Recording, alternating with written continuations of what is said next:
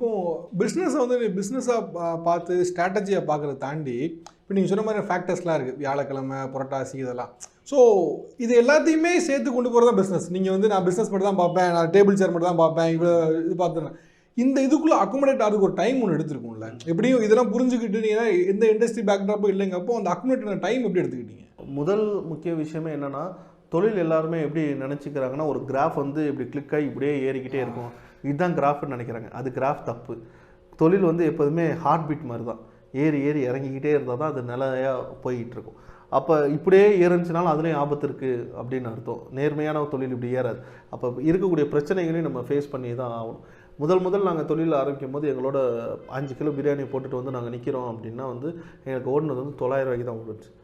வெறும் மீதி எல்லாத்தையும் நாங்கள் பசங்க தான் சாப்பிட்டுட்டு தான் இது பண்ணோம் முதல் நாள். ஸோ அதுலேருந்து தான் கொஞ்சம் கொஞ்சமாக நாங்கள் ஃபேக்டர்ஸ் எடுத்தோம். அப்போ எங்களுக்கு போகிறப்போ வந்து தெரியாது நாங்கள் எப்படிலாம் சர்வே எடுத்தோன்னா, ஃபஸ்ட்டு வண்டி வந்து உட்காந்துக்கிட்டு எங்கள் பசங்க வந்து இந்த ரோட்டில் எத்தனை வண்டி ஓடுதுன்னு கோடு போட்டுக்கிட்டே இருப்பாங்க. பைக் எத்தனை ஓடுது, கார் எத்தனை ஓடுது, இது ஓடுதுன்னு ஒரு டைரி எடுத்துகிட்டு இப்படி கோடு கோடாக போட்டுக்கிட்டே இருப்பாங்க. ஈவினிங் வந்து எனக்கு ரிப்போர்ட் அனுப்புவாங்க, இத்தனை கோடு போட்டேன், இத்தனை வண்டி ஓடுது, இத்தனை இது ஓடுது. அப்போ ஒரு நாளைக்கு இவ்வளோ பேர் கிராஸ் பண்ணுறாங்க அப்படின்னா நம்ம போர்டு இவ்வளோ பேர் பார்ப்பாங்க, அதில் இவ்வளோ டர்ன் அவுட் ஆகி நமக்கு பிஸ்னஸ் நடக்குது. அப்படிலாம் பிளான் பண்ணி தான் இது பண்ணுறோம். பட் 900 ரூபாய்க்கு தான் ஓடுது. அப்போ ஓடின உடனே வந்து அப்பயும் நம்ம ஃபெட்ட போகல, அடுத்த நாள் என்ன பண்ணலாம் அப்படின்ட்டு. ஸோ முதல் மாதம் கணக்கு பார்க்குறப்போ வந்து பார்த்திங்க அப்படின்னா சேலரி சேலரி வாடகை எதுக்குமே அதில் வரல. அப்பயும் எங்களோட கான்ஃபிடென்ட் லெவலில் மட்டும் நம்ம விடலை. அப்போ தான் இந்த ஸ்ட்ராட்டஜிலாம் பார்த்தோம், என்னென்னைக்கு எது வரும்.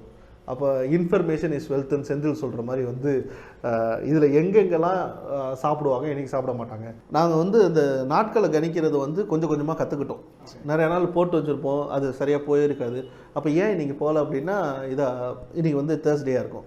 அப்போ வந்து மக்கள் என்றைக்கு அதிகமாக சாப்பிட்றாங்க, புதன்கிழமை சாப்பிட்றாங்க, அப்புறம் வந்து வெள்ளி சனி ஞாயிறில் தான் சாப்பிட்றாங்க. அப்போ திங்கள் செவ்வாய் வியாழன் வந்து அதிகமாக மக்கள் நான்வெஜ் விரும்புகிறதில்ல. அப்போ இன்றைக்கி வந்து ப்ரொடக்ஷனை கம்மி பண்ணணும், ஞாயிற்றுக்கிழமையான டபுளில் பண்ணணும். ஏன்னா ஞாயிற்றுக்கிழமை மேண்டேட்ரியாக நான் கறி சாப்பிட்டே ஆகணுன்ற கொள்கையில் வந்துட்டாங்க மக்கள். அதுவும் சென்னை வாசிகள் வந்துட்டாங்க, பக்கெட் பிரியாணியை வந்து அடித்து நவுத்துறாங்க. அப்போ இந்த டீட்டெயில்ஸ் வந்து கரெக்டாக அனலைஸ் பண்ணிக்கிறோம்.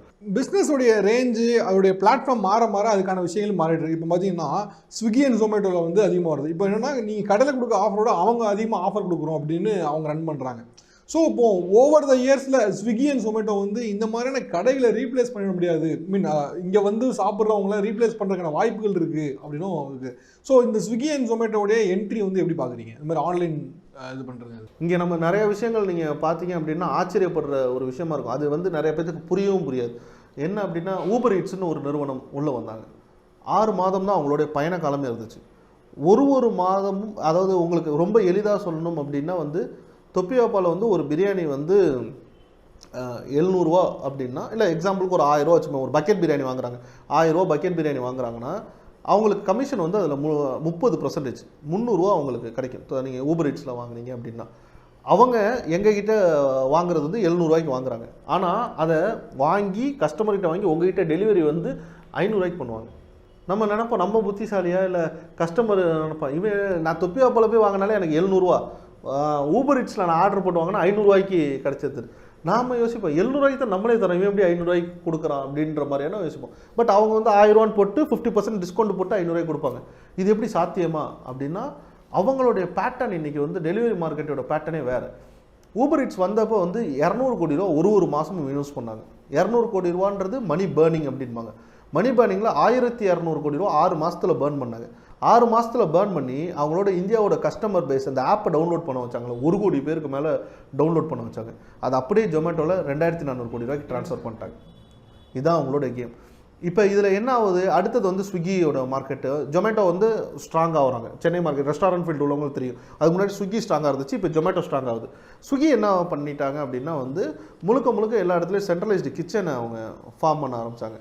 ஸோ ஒரு இங்கே எல்லாமே வந்து டேட்டாவும் இன்றைக்கி வந்து பெரிய லெவலில் வந்து ஆர்டிஃபிஷியல் இன்டெலிஜென்ஸ் அப்படின்றது பெரிய லெவலில் ஒர்க் பண்ணுது. இன்றைக்கி வந்து ஆவுடியப்பன் என்னைக்கு கிரில் சாப்பிடுவார், ஆவுடியப்பன் என்னைக்கு பிரியாணி சாப்பிடுவார் அப்படின்றது யாருக்கு தெரியும்னா ஸ்விக்கி ஜொமேட்டோக்கு தெரியும். எல்லாத்தோட ஏஐ மூலமாக அவங்க இது பண்ணிக்கிறாங்க.